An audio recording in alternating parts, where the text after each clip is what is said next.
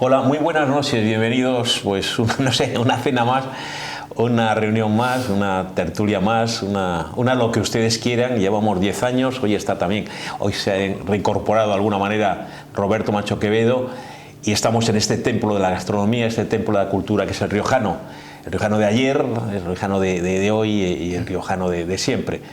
Y esta noche vamos a cenar con el doctor Julio Rama Quintela. Bienvenido, doctor Rama. Un placer tenerle aquí. Y digo yo, el riojano, a usted le veo en todos los sitios, o sea que es un hombre, como dicen... Si te parece, nos vamos a tutear. Nos vamos a tutear. Que somos compañeros en la Junta de la Tele. Bueno, pero en fin, yo por protocolo... Sí, ya lo sé. No lo debía decir, pero yo quiero mucho al doctor Rama porque en un momento complicado del Ateneo, y sin conocerme, ahora somos muy amigos, bueno, él, no digo que apuesto por mí, pero me dio un consejo que le seguía y seguimos los dos en la Junta. Él sabe por qué lo digo. Querido Julio, que te veo en todas partes, igual a tu mujer, que es un encanto, tu hija, magnífica diseñadora. ¿Cuántos hijos tienes? Cuatro. Yo conozco a dos, una magnífica diseñadora que estuvo con nosotros. Sí, Lola, Lola Rama, exacto. Y luego un hijo tuyo con una pinta estupenda, como el padre, así como la madre, estupendo, que no me acuerdo ahora cómo se llama. Sí, tengo luego... Todos buena pinta, pero Julio, Yago y Borja. Yago, yo creo que era Yago. De la niña mayor, que es una fuerza de la naturaleza. Sí. Aquí estuvo con nosotros, Robert, te acordarás, una monada también, Lola Rama, que tenía unos maravillosos, diseña unos maravillosos vestidos. Una mujer creativa. Una maravilla, además físicamente es muy agradable y un encanto. Como los padres suelen salir. Que te decía que el riojano, un poco lo dicen los puertorriqueños, pues estás en la high, estás eso, en la loma, que dicen los cubanos, de Miami, no. Que eres una persona muy igual que tu mujer, pero bueno, que yo te veo que estás muy integrado y eres una persona muy importante de la sociedad santanderina, sin falsas modestias, porque es cierto, tú lo sabes. Bueno, llevamos muchos años aquí encantados y somos unos santanderinos más. Importantes santanderinos. Yo siempre me gusta decir, Dime. porque a veces en Santander eso, hombre, se sabe y se aprecia en cierta medida, pero es importante recalcarlo.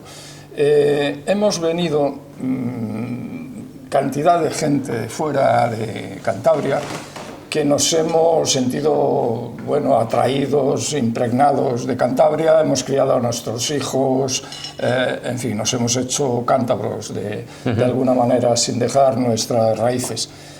Pero además concedimos, creo, y si es inmodesto se me recrimine, concedimos un toque, no digo necesario, pero desde luego de españolidad. Gente de muchas regiones, nos alojamos en Cantabria y gracias a eso pues se completó el hospital con gente de fuera, lo que es muy bueno, es vivificante, y le dimos en cierta medida, si se me permite, ya digo, perdóneseme la inmodestia, pero cierta hicimos una ciudad más cosmopolita, si cabe, de lo que era. ¿Cuánto tiempo llevas tú en Cantabria, querido Julio? Ya he perdido hasta la cuenta, 35. 30 y varios. Ahora luego hablamos un poco de tu currículum, que es impresionante. Sí. Oye, dentro de todo es un poco, tú decías tus raíces, tú eres una persona de la vieja Galicia, la Galicia maravillosa de don Ramón Valle Inclán y todas esas cosas que a mí me encantan, como sabes, y de Camilo José Cela. Hablaremos también de un personaje que también maravilloso, que es muy amigo tuyo, le trajiste al Ateneo. Pero todo eso, querido Julio, doctor Rama, vamos a ver, todo eso de la morriña, todo eso del gallego que ni se sabe si viene y va, esa cosa de que sois más ingleses, aunque sois muy españoles, más ingleses o más irlandeses que no sé, que medio que castellanos, por decirlo de alguna manera. ¿Todo eso son tópicos o es verdad? Esa cosa del amor, eso que tenéis, esa cosa, esa eso es verdad. Es verdad. Es verdad. ¿Tú lo sigues sintiendo? Es verdad. Es que cuando vas allá a tu casa, no, a los Pazos. Es que hubo un momento importante, sobre todo, como sabes bien, nosotros que nacimos en esa posguerra inmediata. Esos Perdona, ¿tú años, naces exactamente dónde? En La Coruña. En La Coruña, sí, yo no Coruña. sabía, pero bueno, sí. Sí. La Coruña, dime. Que dices La Coruña, ¿no? Ah, sí, por supuesto. Te digo, el alcalde Vázquez. Oye, dime, perdona, que te he contado. Dime, querido Julio. No, bueno, que los gallegos sí que nos movemos mucho, pero es que además hubo un momento determinado en la historia más o menos reciente de España, mediados del siglo pasado, que se ganaba aquí entre nosotros, el país progresaba, bueno, paso a paso, pasos lentos, hechos casi siempre solos, que no nos ayudaban mucho desde fuera, pero se hacía exportando naranjas en Valencia y también exportando gallegos, hay que decirlo. Galicia no se desarrollaba, entre otras cosas, porque el gallego iba fuera, recaudaba, ingresaba y volvía. Y esa es una realidad. A partir de ahí, bueno, Galicia cogió un impulso, como cogió Cantabria, y ahora pues hay que reconocer que a pesar de que le ponemos más de un defecto muchas veces a cómo funcionan las cosas, la realidad es que el progreso es imponente y la vida, bueno, pues se ha transformado a mejor de una manera impresionante. Oye, además es tan cierto lo que dices que ya sabes lo que cuentan, ¿no? Que la ciudad donde hay más gallegos del mundo es Buenos Aires y donde hay muchísimos gallegos también en Montevideo, por ejemplo. Y yo he visto gallegos en toda América, vamos, por referirme a... y el que mejor dirigía en el desierto de Libia. Sí, seguro. Además, todos muy bien colocados. Quiero decir que yo no he visto a ningún gallego pidiendo por las calles de Buenos Aires o de Montevideo, te lo digo, que es una cosa curiosa. Vamos a ver, queridos telespectadores de Popular Televisión, a este señor, al que yo quiero mucho y es una personalidad importante, es para hacer una entrevista larga y en profundidad, como decían uno de los maestros de periodismo en la Facultad de Soler Serrano, a fondo. Lo haremos, en su momento lo haremos. Lo que pasa es que hoy es un aperitivo porque por las circunstancias del programa. Pero claro, yo no puedo... Me he traído las otras gafas, pero bueno, es que es impresionante.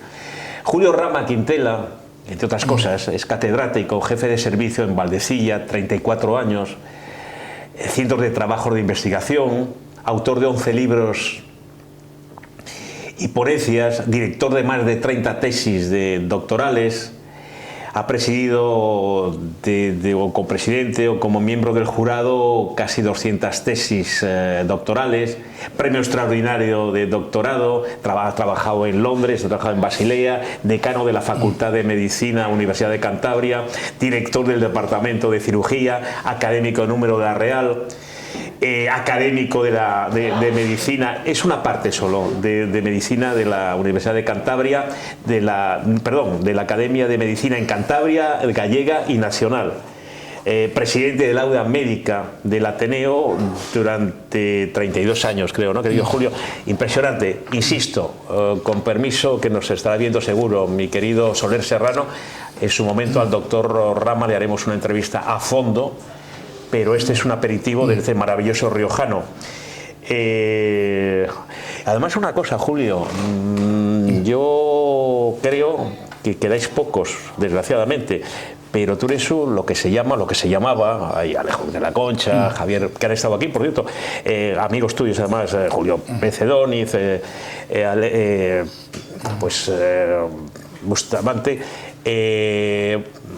el mismo Javier Santiuste, que sois médicos humanistas, que vais quedando pocos, o menos que antes. Entonces el típico, pues, es un intelectual, aparte de un doctor en medicina maravilloso, catedrático, y todo lo que he dicho, señores, impresionante, ¿no, Robert? Increíble, ¿no? Increíble. El humanismo que quedéis pocos, me da impresión, algo ¿no? impregnado en la medicina.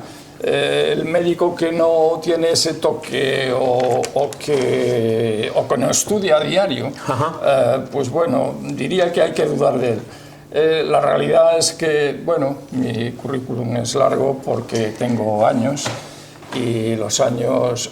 saqué la cátedra muy joven, eso fue muy beneficioso por un lado, crea a veces inseguridades por otro. Después de haber transcurrido mucha el comienzo de mi vida profesional en el extranjero, lo que nos daba, pues en aquel momento, hoy es fácil pensar que un médico joven pues trabaja. Sí, pero entonces era una cosa, era un pionero, y estabas tú solo, ¿no? Era tremendo. Julio, estabas tú solo ahí, por ejemplo, en Basilea, supongo, ¿no? De españoles muy poco, bueno, ¿no? Claro, solo. ¿Eras el único? Solo, en el hospital solo. Y en Londres supongo que también. En el Canton Hospital de Basilea, que era un hospital también en Inglaterra, ¿no? Bueno, recién construido, una maravilla. Y en Inglaterra, en el Royal National, que era todo lo contrario, un hospital de una profunda raigambre otorrinolaringológica. Allí se descubrieron, se inventaron todos los progresos en mi especialidad. Era un hospital de 450 camas exclusivamente dedicado a otorrinolaringología. Y por lo tanto fueron unos años increíbles en el que efectivamente había muy poco español. Una serie de españoles, sí, te digo, que sí que hay que decirlo, porque fue a principios de los 70, 72, 73, se construyen todos los hospitales a la vez. Nace pues, el Clínico de Barcelona, la Fe de Valencia, Carlos Saya en Málaga, Valdecilla, por supuesto, como una de las puntas de lanza, bueno, etc. Y una serie de gente joven que nos habíamos pegado por ahí fuera, porque en aquel momento España no tenía buen nombre en el extranjero, sobre todo en el ámbito profesional. Llegábamos con una ilusión tremenda. Dejamos la piel y la vida en los hospitales, y yo creo que, bueno, sí que se puede decir que eso fue una transición al margen de la otra tan, bueno, de alguna manera tan ensalzada y tan fructífera que ha sido, pero esa otra, digamos, transición de, bueno, una sanidad corrientita, no universalizada, de alguna manera benefactora, entre comillas, algo que la medicina lo lleva en sí mismo, no hay que concederle que sea benefactora la medicina. Aquel que se dedica a la medicina y no tiene el concepto de tener que ayudar a la gente que se dedique a otra cosa. Alguna vez yo, como digo... Has hecho un gran titular, me ha encantado. Sí, repítelo, por favor. Es real, no hace falta, queda muy claro. Ha quedado muy claro, me ha encantado. Me ha encantado, me ha encantado. Me ha encantado, o sea, el viejo médico... Sí, te he entendido perfectamente. Vamos a ver, llevan unos días... aquí en televisión, en todas partes, hablando de las elecciones. No vamos a hablar nada de lo que ha pasado. Las elecciones, ahí están. Pero haciendo como no sabemos nada de lo que ha pasado, cada uno está haciendo su análisis, llevamos días y días, hablando varios días de esto. Yo solo le voy a preguntar, obviando los últimos resultados, luego quedan regionales, quedan europeas, etc. Doctor, querido Julio, vamos a ver... que todo es muy complicado, ¿no? En España, en Galicia, en Europa, está la situación mucho más hosca y hostil que hace unos años, ¿no? Por ejemplo, cuando tú estabas estudiando en Inglaterra, o cuando estabas ejerciendo en Inglaterra o estabas en Suiza, ¿no? Sí, ¿no? Sí, la situación es complicada, naturalmente, mucho más complicada. Pero es cierto que se parte de unas bases mucho más consolidadas. Por lo tanto, que nadie venga ahora con equívocos. La realidad es la que es, tenemos conflictos, pero conflictos que resolvimos durante 500 años y que ahora nadie va a deteriorar porque quiera, ni muchísimo menos. Los españoles siempre hemos sabido hacer eso. Cuidar nuestro terruño, ahormarlo, bendecirlo de alguna manera y unirnos todos en un proyecto común que nadie va a deteriorar por mucha intensidad que ponga. Ahora sí es un momento delicado en la política, por lo tanto las personas tienen que ser conscientes de la responsabilidad individual que tenemos. Nosotros mismos, alrededor de nuestra urdimbre, de nuestros hijos, de nuestros vecinos, tendrá que hacerse pues, todo lo necesario para que bueno, se entienda que el momento es difícil, pero que de alguna manera por sí mismo será un se resolverá, digamos, de manera adecuada. Es decir, que... Tú, querido Julio, que además, entre otras cosas, eres un magnífico gastrónomo, yo que he estado a veces contigo, que además entiendes mucho de vinos, e incluso de, me sorprende, incluso de rones y tal. Tengo un mal aparato digestivo. Sí, pero bueno, pero entiendes, pero entiendes. No, te quiero decir que esas voces que ves que estamos oyendo y tal, como siempre el riojano, que a ti te gusta mucho, se llena siempre, por eso estamos siempre, ¿verdad, Robert? Siempre está lleno, porque la gente, porque bueno, se está llenando ya a estas horas de la noche. Oye, una cosa, te voy a hacer una pregunta, si me permites, por nuestra vieja amistad, de primero de facultad. Es una tontería lo que te voy a preguntar, pero en fin, vamos a contestar. ¿Qué cosa pregunta Federico? Muy de primera facultad, muy de niña que te dice, oiga, doctor y tal. La medicina, que es que lo has dicho, de alguna manera me has lanzado. La medicina puede llegar un momento, que es una tontería lo que te voy a decir, pero bueno, lo voy a decir, que venza la muerte, ¿o no? Jamás.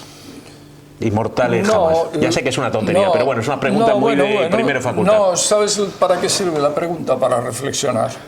Porque hay que reflexionar. Sí, pues si curas el cáncer, si curas no sé qué, si curas no sé cuánto, si tú crees, insisto, médico humanista, llega un momento y digo, oye, pues ¿qué vamos a ser eternos?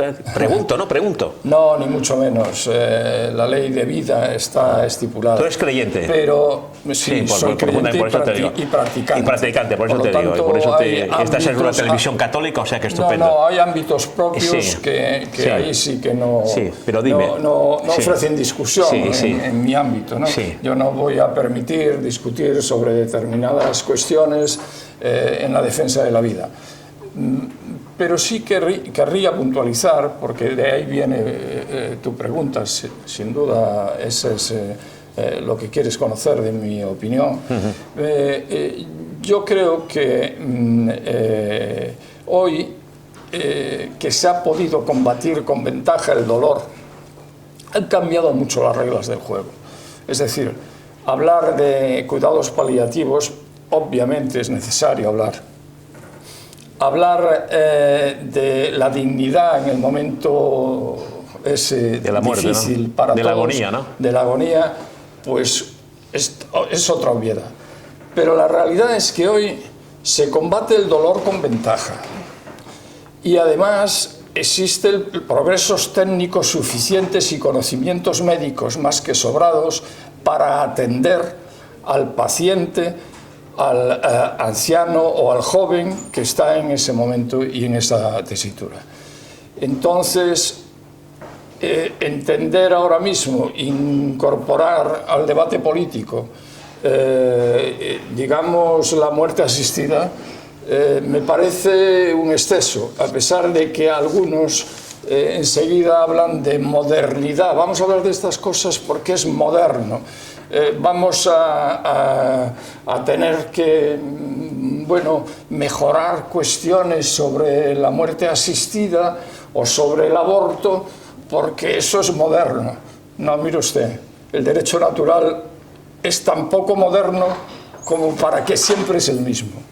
Y uno, y sobre todo si es médico, lo que tiene que hacer es combatir la enfermedad, no ser un armador de muerte. Por lo tanto, yo de alguna manera, si se me permite, yo sé que no es una opinión compartida y además entiendo mucho cómo no voy a atender. Yo me he dedicado a esta profesión precisamente y claramente para, dentro de mi pequeño ámbito, poder ayudar a la gente, que es un privilegio, por cierto, porque no puede haber satisfacción mayor que un médico que ha tenido éxito en la defensa de la salud de un individuo, o un cirujano que acaba su sesión satisfecho de cómo han quedado las cosas y empieza a ver hoy en aparatos muy gráficos cómo ese individuo está recuperando todas sus constantes de manera eficiente y válida. Y por mucho que se cuente, el que no lo vive no sabe la satisfacción interna que eso produce. Y por lo tanto, que bien viene para dejar al margen otros temas que el médico tiene que sufrir. Entre malos salarios en lo público, no hay nada tampoco mejor que defender lo público, porque es lo de todos. Claro, claro. Y malos salarios, y aquí entre nosotros, ya que estamos hablando en confianza, cierta incomprensión social. Se ha ido reparando de alguna manera, pero el médico, todo el mundo entiende de medicina, todo el mundo entra a internet, todo el mundo tal. Y al médico se le concede en ese sentido socialmente muy poco. ¿Sabes por qué? Porque el médico en sí mismo es un tipo generoso. Mira, no hay joven más generoso hoy en la estructura social que hemos fabricado en nuestro país que un médico joven entregando sus mejores años al estudio, al trabajo, a un salario vergonzoso. El salario que cobra un MIR es una auténtica vergüenza, que debería un trabajo a destajo, intenso, los chicos en el mejor momento de su vida, con una selección brutal, tienen que ser los mejores, de los mejores y además mejores, y cuando llegan a ese punto entran, no se les paga, no se tal, hombre, que menos que la sociedad lo sepa, que les cuiden, que les mimen, que les digan, oye, tú que estás en tu casa, que no puedes ni permitirte salir con tus amigos un fin de semana porque no puedes hacerlo mientras no llegas a ese top de tener tu plaza, que curiosamente te llega cuando tienes 30 años, claro, y empiezas tu carrera de nuevo, pues hombre, que la sociedad no lo reconozca de una manera gráfica, reiterada, y grandilocuente, a mí me parece mal. Tenemos que terminar. Ustedes, cuando yo les decía, queridos espectadores, en Conversaciones en el Riojano, que era un personaje a fondo, tengo 1000 preguntas para él, desde que me hablase de su amigo Vázquez, que le trajo por cierto a la Ateneo, de su labor en el Ateneo, la típica pregunta también muy tópica, el momento más difícil de su larga vida profesional, el momento más agradable, hablar de tu familia, de tu mujer, de tus hijos. Tengo 1000 cosas para hablar contigo, querido Julio, pero ya sabes lo que es el tiempo en televisión, era un aperitivo, pero bueno, no me... Así que en titular, para terminar, sí me gustaría también una pregunta muy tópica, pero yo creo que es muy gráfica. ¿Cuál ha sido el momento más complicado de tu larga y brillante vida como médico? Premios, aquí los tienes, bueno, cosas, pero el momento más, que no digo nunca, ya sé que porque tú eres médico de vocación, nunca ibas a tirar la toalla, como diría un viejo boxeador, pero el momento que no te has planteado tu profesión, pero te has quedado... No, yo he tenido momentos, digamos, de alguna forma a nivel personal cruciales. Yo me sé alguno, tuve una oferta para trabajar en el extranjero muy así llamativa, atrayente. Con mucho dinero, con dólares, que me lo sé. Bueno, de alguna forma. Me lo sé, querido Julio. Y tuve que decidir.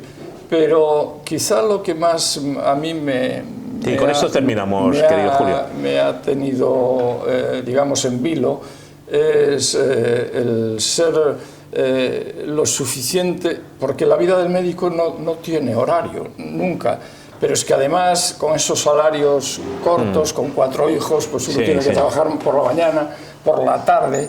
Y hay algo en lo que yo he peleado, y tendré que seguir peleando ese recorrido corto que me quede, para ser capaces de dedicar toda tu energía a lo público, a poder ser, pero sin deteriorar o desprestigiar lo privado, que tan importante es también, pero que al final el médico empieza a las 7 u 8 de la mañana con una sesión clínica y acaba a las 10 de la noche para reiniciar la jornada al día siguiente de nuevo, levantándose a las 6 de la mañana, y así es la vida del médico continuamente. Entonces, en un momento determinado, digamos, esa elección, dedico todo mi tiempo, toda mi energía a lo público, y bueno, pues aquello completo con lo privado, pero me quedo en lo público trabajando a tope. Sí que fue una decisión importante de la que estoy muy satisfecho de haber... Julio Rama Quintela, querido Julio, doctor Rama, que un placer. Les prometo que volverá muy pronto cuando hagamos una cosa es un poco larga, cuando se inaugure también el nuevo programa de Roberto H. Querido Julio, doctor Rama, muchísimas gracias. Gracias a ti.